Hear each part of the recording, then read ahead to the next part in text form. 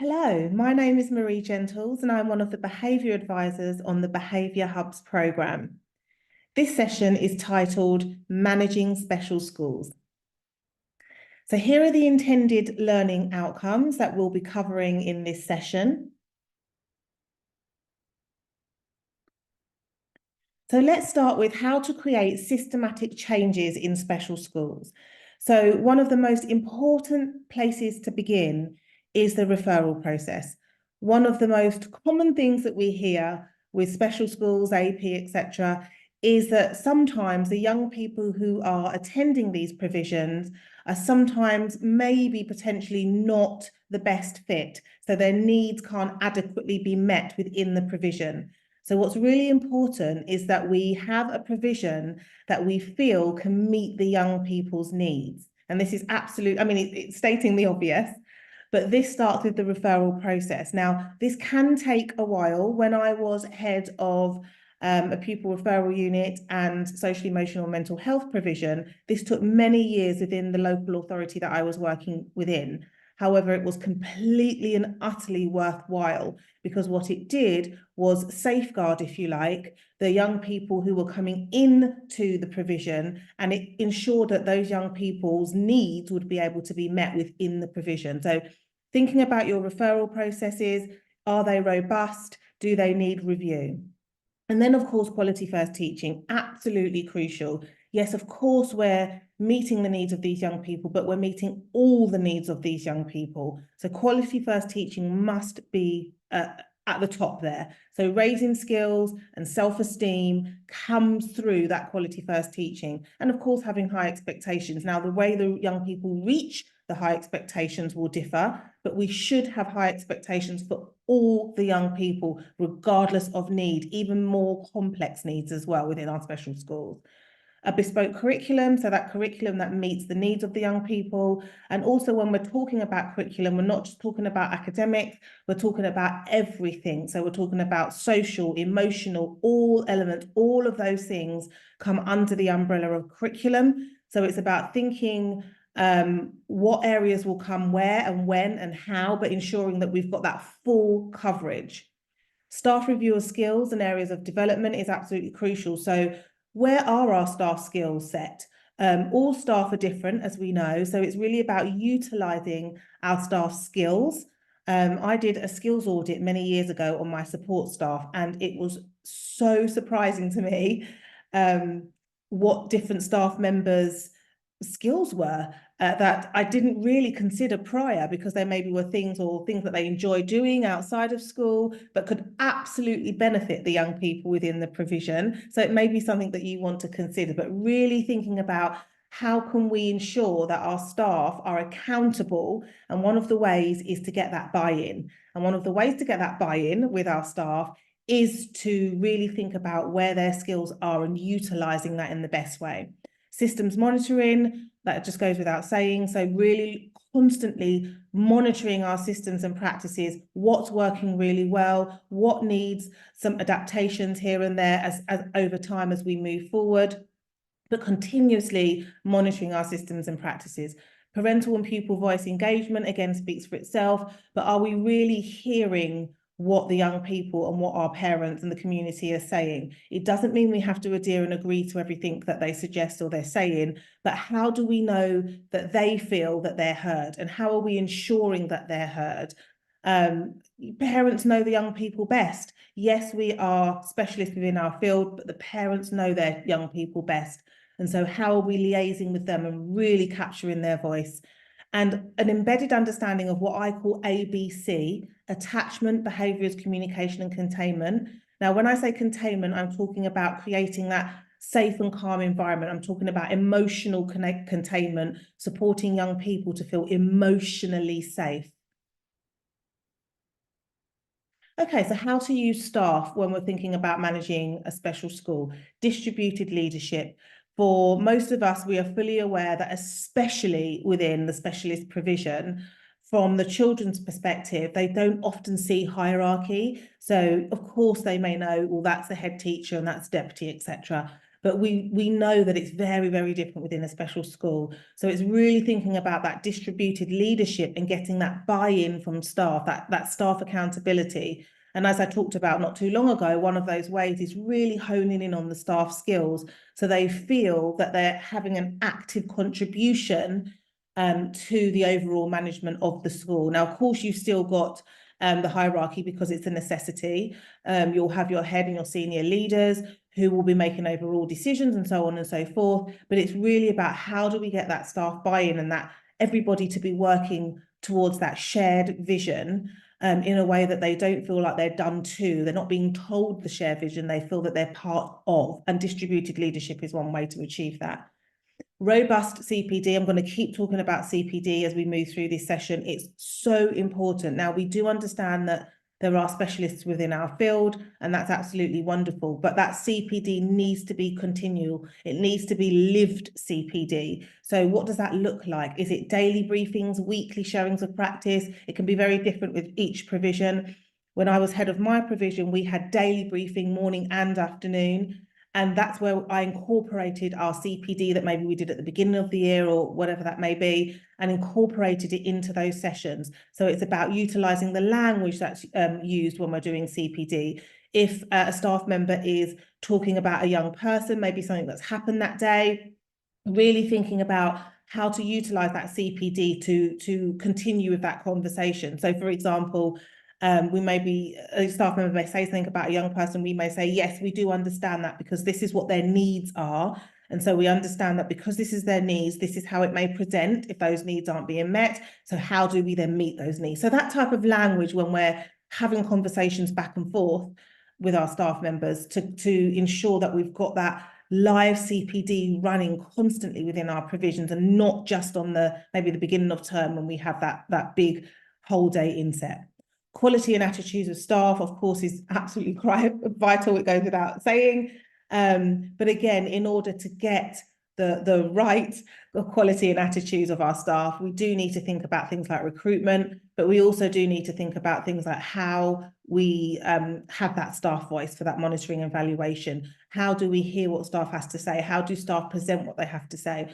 One of the things that I used to do, and I often suggest, should you choose to do it, is I used to say to my staff team, if there is an issue or a problem or something that needs to be discussed or developed, absolutely fine, bring that forward, but also start thinking about the same time that you're thinking about the issue or the problem, begin thinking about the potential solution. So staff were being upskilled in that moment as well. So again, utilising that CPD. So when they were coming to me with an issue or a problem or something that needed to be resolved, they were also coming to me. They've also already started to think of a potential resolution. And so it's really just upskilling our staff, getting that use of CPD, but also listening to their voice and everybody having that buy-in, being part of that shared vision. Okay, so exemplary special school leadership. So daily visibility and accessibility. Now, often when I talk about this, the comeback potentially sometimes can be, it's very busy in schools. Sometimes we're not always able, for example, to be at the front gate or the front door to receive the young people as they come on in. Totally understandable.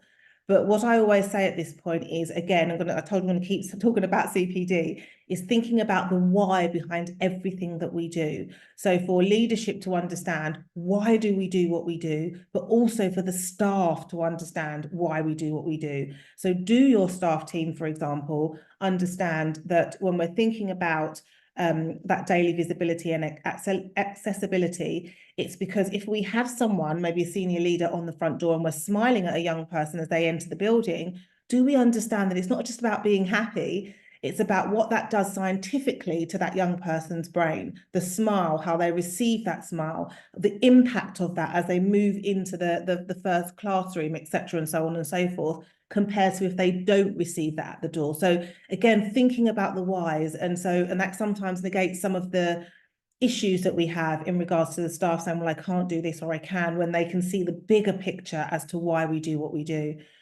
With special school leadership, I always talk about do or done what is requested of the staff team. So have we as leaders, Have we done what we're asking the staff team to do? Are we modeling that to them? So in the same way that we would have an expectation for our staff to be modeling to the young people, are we modeling to our staff team? And that can be with absolutely anything. That could be with teaching a lesson. It can be with supporting a young person who is dysregulated. It can be absolutely anything, even down to things like if there is a more heightened situation where a student needs to be kept safe. If, as a leader, I'm part of that and I'm supporting a young person to be kept emotionally and physically safe, if we have an agreement, for example, that right after a while we swap in with another adult, that goes to that's for me as well as a leader. That would be for me as well as a head teacher. So if we have a code word and it's time to swap, I'm not going to say, oh no, I'll continue. I'm going to follow the protocol the same way I'd expect my staff team to. Staff containment. So again, thinking about their own well-being. So we're not responsible for it, but we are responsible for overseeing that, for having the conversations. So ensuring that the staff understand that in order to support the young people, they have to be regulated. When we're thinking about supporting dysregulation for young people, again, do they understand why we're saying what we're saying? We're not just saying, well, you have to be okay. We are, but we're not just solely saying you have to be jolly and happy to support these young people. It's more than that.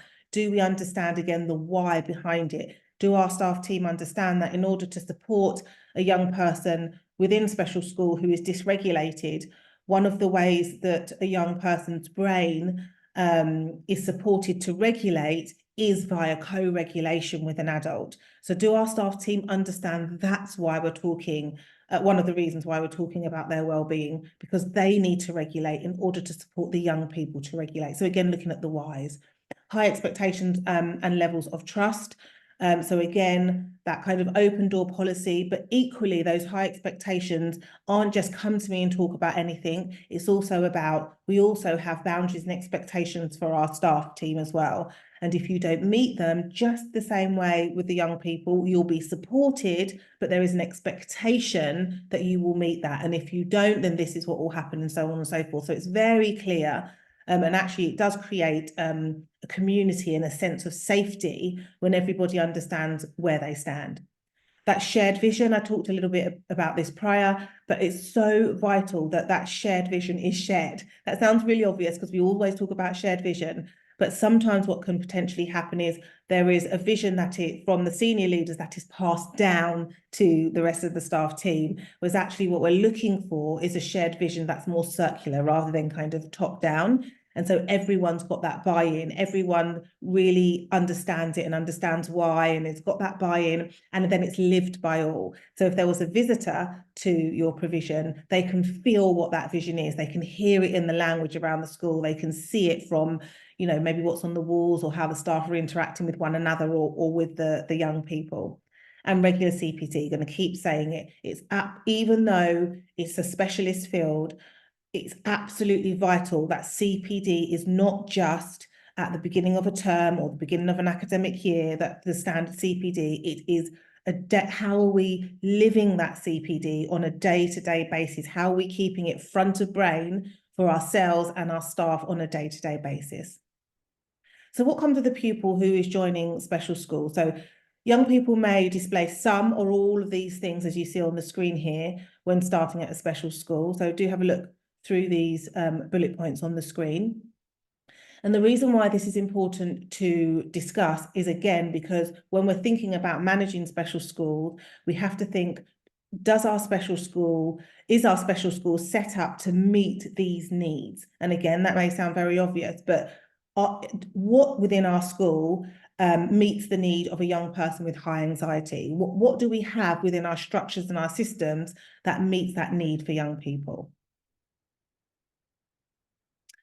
So here's an example of an ABC model that I talked about earlier on, and it's just something that I came up with, and it's just a good way to remember if you want to talk about this with your staff team. Obviously, ABC is easy to remember, but attachment, behaviours, communication, and containment. So why ABC in special schools? So As we know, mainstream settings have been unable to meet the needs of most of our young people within the special schools. And so what's absolutely crucial is that within our special schools, there has to be an understanding from our staff team about attachment. And we'll talk more about this as we go through, but do our staff team truly understand what attachment looks like when we have young people within our special schools with complex needs? It can look very, very different to our young people or their peers within the mainstream setting. It can look very different. And do our staff understand that it's not personal to them? So, for example, the way a particular young person may attach to an adult within a special school can sometimes look like very different, as I've said, from their peers within mainstream. But does the adult understand they're still forming that secure attachment, however, but it looks different, so that that adult isn't taking it personally? They understand this is what it looks like for this young person, and there's still progression here. Most of the pupils have an educational health and care plan. So again, what does that look like in regard to what do the staff team know about that educational health and care plan? How is what's in that plan distributed throughout lessons, throughout the school day, and throughout the whole school as a structure? So what does that look like? Whichever category of special school a pupil is in, that foundation of ABC, the attachment, behaviours, communication and containment, that internal emotional safety needs to be laid in order to support both all the needs of the young people. So the behavioural, academic, all those needs, medical needs of the young people. If a young person does not feel emotionally safe and secure, regardless of their needs, it's going to be very, very difficult to move forward and see some form of progression with the young people in our care. And again, just to reiterate, that can look different for the young people within our care, but ultimately every human being, young, old, regardless of their needs, deserves to, but should feel emotionally safe and contained as a basis first. So behaviour is a communication of need. So it's really important that we are understanding behaviour as a language of communication in special schools. So again, do our staff have a solid understanding and not taking things personally? Do our staff fully understand what young people's behaviour may potentially be communicating, so our staff aren't then reacting to surface behaviours, and they're understanding there's a reason behind everything, and how can we then meet that need to significantly reduce the risk of this particular undesirable behaviour reoccurring in the same way again. So of course we understand we're going to see repeat behaviours. We get that they're young people with complex needs, but actually there still are ways within our special schools that we can significantly reduce the risk of very high level behaviours reoccurring in the same way when we understand that behaviour as a language of communication. So then we start, as I've just said, to begin to look at what that young person is trying to convey via their behaviour, which can look very different for each student. Then once you understand what that need is being communicated, then we're better placed to meet the need and emotionally contain that young person, significantly reducing their anxiety. So again, it's just thinking about, do our staff fully understand this? What's our CPD in terms of our daily or weekly communication? What does that look like? Are we utilising language like, oh yes, when this happened with so-and-so, I believe they were communicating via their behaviour, and so on and so forth. Okay, so here's just a training exercise should you want to do this with your staff team. So just to be considering some of those areas that we've already talked about. So where are your areas of strength and where are your areas of development? But actually what's really important about this exercise is, how do you know? So being able to give some concrete, solid examples within the structures of your school on how do you know that these things are in place. So those bullet points that we saw a little bit earlier, that daily visibility and accessibility, etc., and so on and so forth. What does that look like within your setting?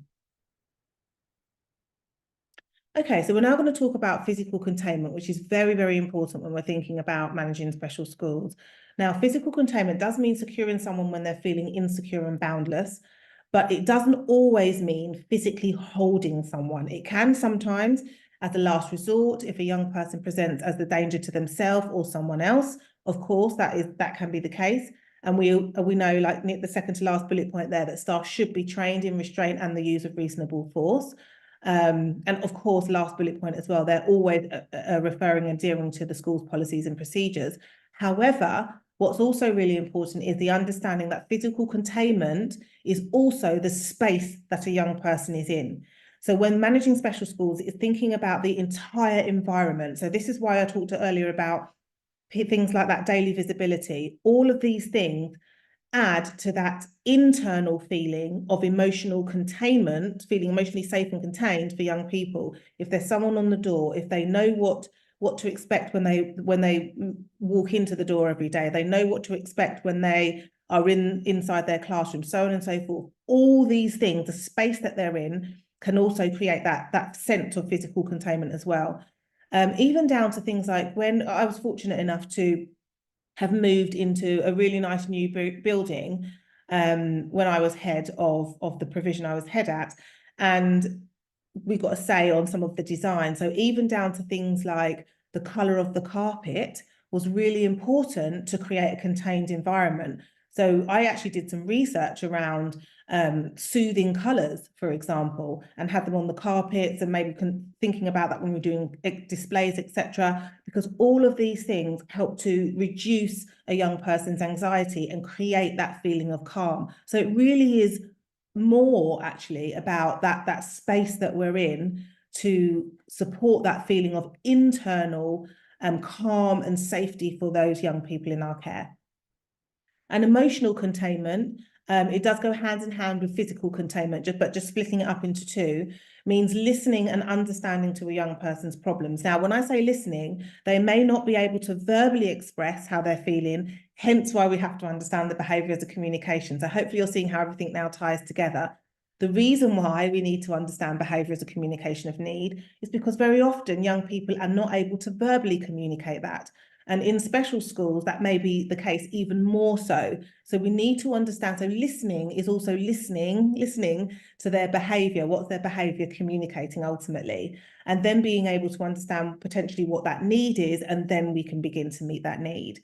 Now, when we're supporting young people, we may not need to even say anything to help solve the problem. But by giving them our attention and our understanding, it helps them to avoid that feeling of being overwhelmed. And then we can start to, what I call, mentally hold them. So again, it's about containment, being able to soothe that anxiety and stress. But again, as I said earlier, the way that we do that with young people who still have developing brains up until the age of 25, the way that we do that as an adult is via co-regulation. So again, when I said earlier about staff well-being, these are all the whys behind it. So in order to create an environment when managing special schools that feels emotionally safe and contained, we need adults who are able to self-regulate so that they're able to successfully co-regulate with the children in our care. So we've looked at the containment in two parts, physical and emotional containment, but both describe the process of helping a young, or any person, but helping a young person in this case, to contain their own anxiety and emotions so that they don't become highly overwhelmed by these feelings. Then, if we're able to do that, they then have more capacity to be able to deal with the situation and then be able to self-regulate via that co-regulation. So I will talk very briefly about physical restraint. So I talked about physical containment, which sometimes can involve a physical restraint, but it absolutely not all the time. However, there are times when a physical restraint is a necessity in order to keep everybody safe. So again, there's just some questions on the screen here to consider, just to ensure that you feel confident within your provision, that everything is ticked off and is safe, not just for the young people, but also for the adults caring for the young people. Okay, just a bit more on containment. And again, don't get too lost in the word containment. You can change it to a different word, but it's just describing that creating that emotional internal safety for children and young people.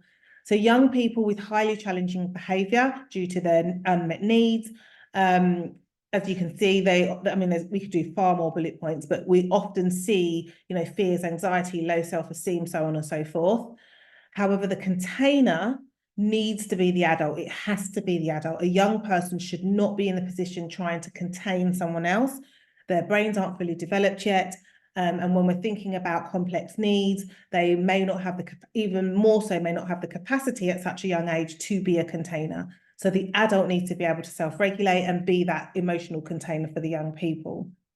So the adult needs to, as I've said already, understand that behaviour of communication, be able to soothe that young person's stress and relieve that anxiety, which helps them with that self-regulation, keeping young people emotionally and physically safe, and then supporting that emotional resilience within young people. But the adult needs to be able to regulate themselves. So here is what I've created, and I've called it the containment puzzle. So the reason I've created this is because what it does is it helps to look at some external structures when managing special schools that we have in place. But actually what also happens at the same time is it provides that internal emotional structure for the young people in our care. So we're getting both. We're getting our systems our systems and practices securely in place, so they're robust, but at the same time, they're doing the internal job for the children and young people in our care, which is equally as important. So I'll talk through that now. So when we're thinking about consequences, for example, we know that they're part of life. We all understand that. But in order to support young people internally to understand why, if you like, we have consequences, it's really, really important that as the adults, we understand what our consequences are for. And again, don't get too lost in the word. You can change the word consequences. Sometimes I use the word effect, as in cause and effect. But ultimately, the purpose of consequences is, are we utilising it as a teaching and learning opportunity? If we have consequences that are just the same for a particular young person or a group of young people, and their behaviour is constantly repeated, and we're continually giving out the same consequence, which has no or little impact, then we need to rethink, because a consequence should be a teaching and learning opportunity, a teaching opportunity for ourselves as the adult, and a learning opportunity for the young person. So even though young people with SEND may need additional support in order to understand and internalise the school systems, which should then also be inclusive of sanction and reward, it's really, really important that we still have clear boundaries and expectations, because those boundaries and expectations will support the young people to feel internally emotionally safe and contained. Now, I'm sure this isn't happening with yourselves, but what can sometimes be misunderstood with young people within special school is, well, that they don't understand, is what I often hear. And then the boundaries and expectations can go up and down quite a lot. But actually what we're doing by accident in those scenarios is we are creating an unstable environment for these young people. The young people need to feel safe and secure, and one of the ways that we can do that is by being very clear with our boundaries and expectations, which then incorporate that kind of consequence and reward within that. So they know when this happens, this happens. When this happens, this happens. And that creates that internal feeling of safety. So adults working with young people with special educational needs and disabilities must place reasonable boundaries on behaviour. It's crucial, and because it helps to reduce that anxiety by emotionally containing that young person via consequence when we see consequence as a teaching and learning opportunity. So as I talked about not too long ago, the external structure would be routines, for example, within that containment puzzle. So that's the external structure that we would need to have within our provision. However, what that provides internally for the young people within our care is emotional certainty. So again, utilising this language with your staff if you choose to. So it's not just we need to have routines, or particularly saying to particular staff members, you didn't follow that routine, and it's about, do staff understand why we're saying what we're saying? That staff buy-in again, that shared vision again. And it's because it creates internal emotional certainty for these young people, which helps them to regulate. That's why routines are important. So it's absolutely essential for calming and managing young people with special educational needs and disabilities. One of the ways I used to describe it to my staff is, when a young person with additional needs, or any young person, but in this case, we're talking about young people with additional needs, when they feel like they know what's coming next, when they've got that internal emotional certainty, they are far more able then to be present in that moment. It's very difficult for young people to be present within the moment, to listen to what you're saying to them, to do what you're asking of them, etc., when they don't know what's coming next. They can't ground or root themselves in that current moment. So again, that's another way, should you choose to, if you're not doing it already, you may want to explain to staff. Visual timetables, we know, are very, very impactful with young people within special schools, the now and next. You may be using some of these already. They're very simple, but very, very effective, and support the routines. What's really important as well is the transition within the routine. So it's great to have a now and next, but it's also really important that we're very clear with the young people on how do we get from the now to the next. That's very important, because often the transitional parts can be missed when we're planning routines, and that's obviously the part, the part when young people can become the most dysregulated. We may want to consider grounding objects. So when, for example, moving from now to next, one thing to another, when they get to the next place or the next thing, something to ground them in that now moment. That could be a repeated phrase, an action, but something that can ground them and make them feel like, yes, we're now in this next place. This is what happens every time, and it helps to ground them to that now moment. Sensory items, music. I mean, I'm sure you're utilizing some of these things already, but again, very simple. But the point of saying these things is, do our staff understand the importance of why they're effective? Because it's creating that grounding, emotional grounding, but it's also creating that internal emotional certainty for young people, helping them to regulate. So routines, of course, can then significantly reduce that anxiety for young people with SEND. Language, again, that external support structure when we're thinking about that containment puzzle. But internally, the reason why we talk to staff about language and language support, etc., is because it supports them emotionally. It's that emotional support for young people internally. And we've all heard that saying, it's not what we say, it's how we say it. But again, linking everything together, this is why it's so important that our staff are regulated, that they're looking after their own well-being, their own self-containment, so they're able to co-regulate with the young people in our care. Because if they're not co-regulating, if they're not regulated themselves, some schools have scripts, that's wonderful. There's no kind of right or wrong way to do it in that sense. But what's really important, if there is a school that has a script, this is what we say in this scenario, this is what we do, fantastic if that's the case. However, if an adult is saying the script, but from a dysregulated place themselves, young people within, especially young people within special schools, will pick up more from what they feel or see from you than what they hear from you. So again, those words then don't make a full difference when we're scripting if the adult isn't regulated themselves. So again, it's just really supporting staff to understand why we're doing what we're doing.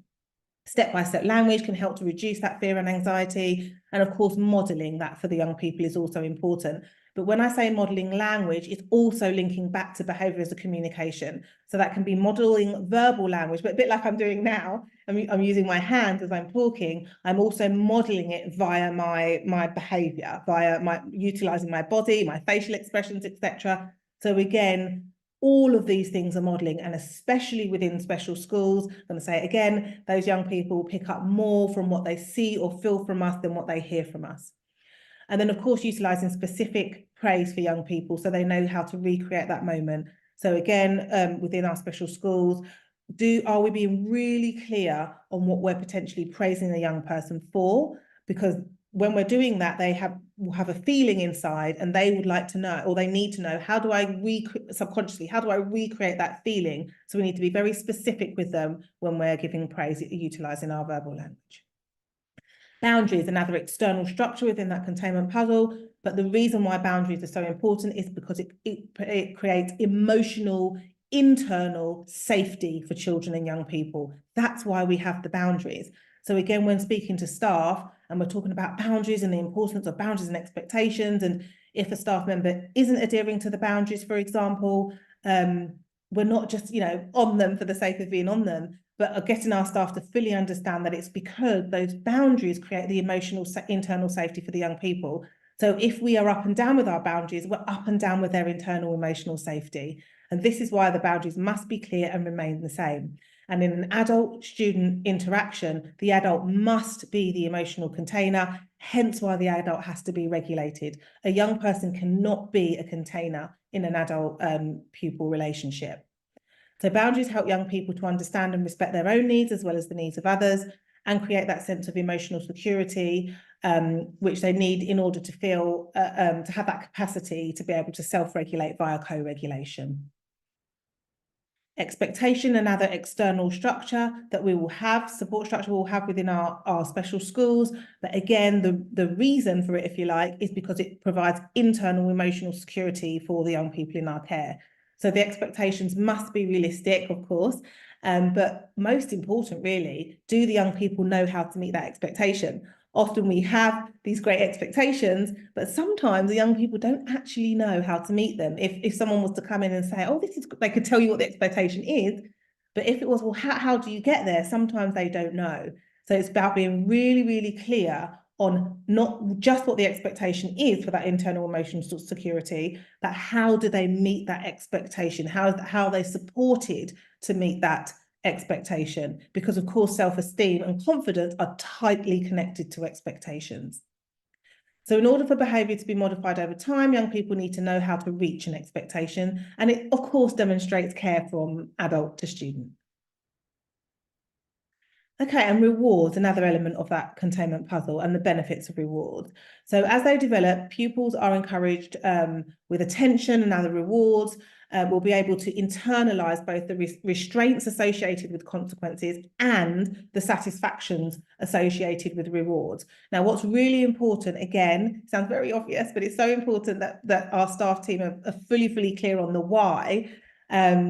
The reason we have rewards, the reason why any of us actually want something, is because of the feeling that it gives us. So if we think about even the fact that we will work where we work, why is that rewarding for us? It's because of the feeling it creates, maybe a sense of purpose or whatever that may be.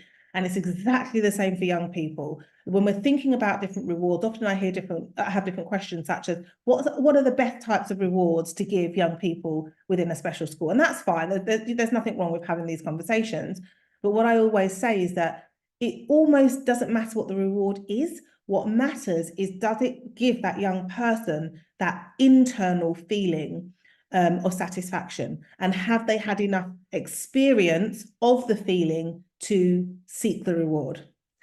And then once that's in place, then it will assist in their learning and development. So again, it's about, to do staff fully understand. I'll use a very basic example, but if we think about a sticker, for example, if we're giving out a sticker for a reward, hoping that will support the behaviour, that can be very limited, or it can work for a while or not work at all. But if we're giving out a sticker, understanding the internal feeling that creates for that young person, or if that sticker doesn't create that feeling, maybe we need to think about a different reward for that particular young person. Once we get that, and it's the feeling that's created internally, then it will begin to assist in their learning and development. Pupils with SEND may differ, of course, in how they respond to rewards. Really important for us to understand. So it's important to think about, of course, alternatives such as non-contingent rewards and delayed gratification, depending on how long they're able to maintain their focus for. So it all comes under the umbrella of reward. It just may look different for our young people within special schools. And again, do our adults supporting them fully understand that, so that we know that it's not personal to us, and that they are still getting that internal feeling. It just looks different for the young people within our care. And whatever the reward, it should be consistent and celebratory in nature. So, is this a celebration? Does that young person feel the satisfaction from that reward? Now, attachment. Now, this is absolutely important, absolutely crucial. So again, thinking about that ABC, of course, the A is the attachment. Now, attachment is important for safety, stress regulation, and resilience. And it's vital that our staff within school have that understanding of attachment in order to devise and implement successful consequence and reward systems. Now, again, I keep talking about this being as a basis, this attachment, the ABC. If we have staff members, and it's okay if we don't, it can be an area of development via CPD.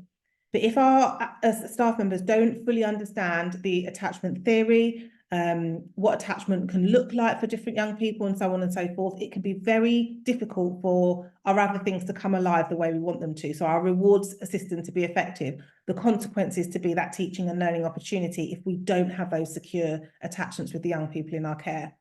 All young people, all pupils need secure attachments regardless of their age, their need, in order to develop to their full potential. So that is inclusive of young people with special educational needs and disabilities. And this can sometimes be misunderstood. I once worked with a parent. One of her children, one of her boys attended a special school, and her other son attended a mainstream setting. And she would often say to me, oh no, but her son who attended the special school, she would often say to me, oh no, but he doesn't need that. And I was saying, but he does. It just looks different for him. Of course, he needs to feel emotionally safe and secure, which can be achieved via a secure attachment. Attachment, and so, oh, sorry, one more thing actually. Attachment can also be to an object or a thing as well, but it creates that same internal feeling for that young person. Attachment describes the relationship that forms between the student and their primary caregiver, and it develops over time through that developing relationship. And young people may attach in very different ways, and this can be difficult and emotional for the adult, because of course the adult also has attachment needs. So this is why it's so important to understand how and what attachment looks like for different young people, and it's not something personal to us. There are some young people who won't respond in the same way that another young person may, but they're still developing that internal feeling of security and safety. And here are some of the different attachment styles. Sometimes the middle two are called something slightly different, but it's all the same, starting from secure, and then it kind of moves up, if you like, from avoidant, ambivalent to disorganized. Now, most of our young people who attend special schools don't have a secure attachment. It doesn't mean, it's unheard of. Some do, but most of our young people actually have an insecure attachment when attending special schools, often because some needs have potentially been unmet. Maybe if they've been to mainstream prior, it could have affected them in one way or another.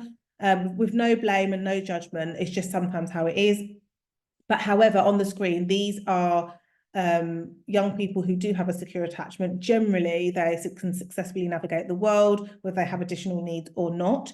They generally find it easier to trust. They can use strategies to soothe their own stress. They have, better bounce back ability. But young people with an insecure attachment, if you have a look at these bullet points on the screen here, they often do not feel emotionally safe.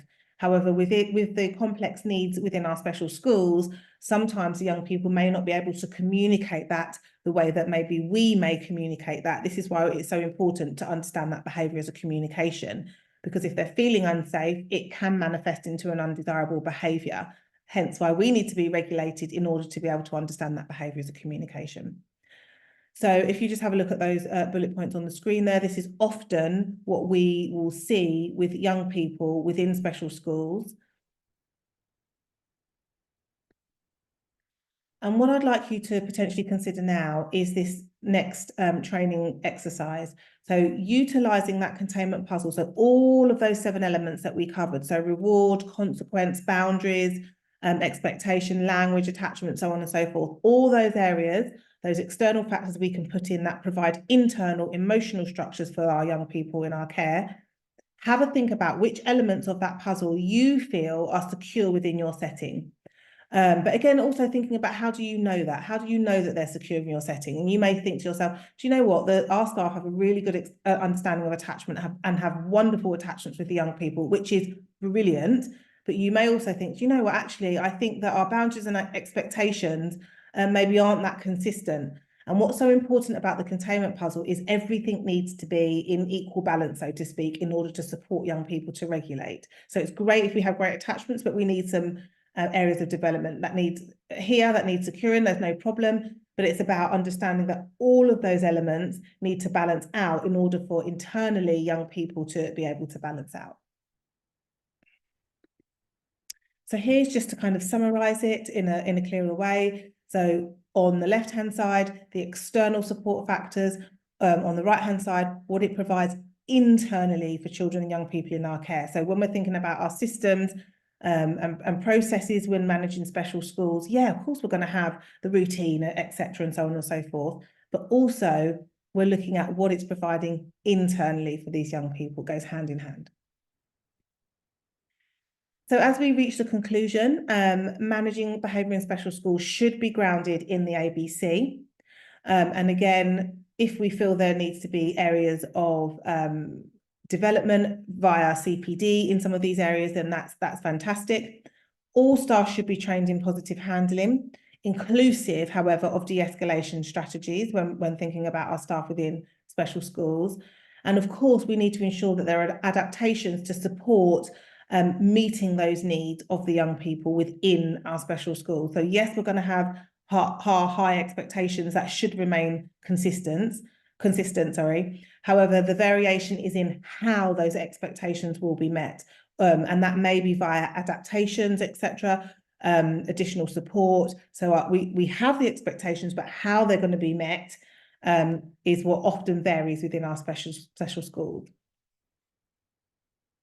Okay, so that just leaves me to say thank you so much for joining me on this session. I hope it was helpful. I hope you've got some takeaways from there that continue to support you in the development with your school. So that leaves me just to say thank you so much. You're doing a fantastic job and hope to see you again soon.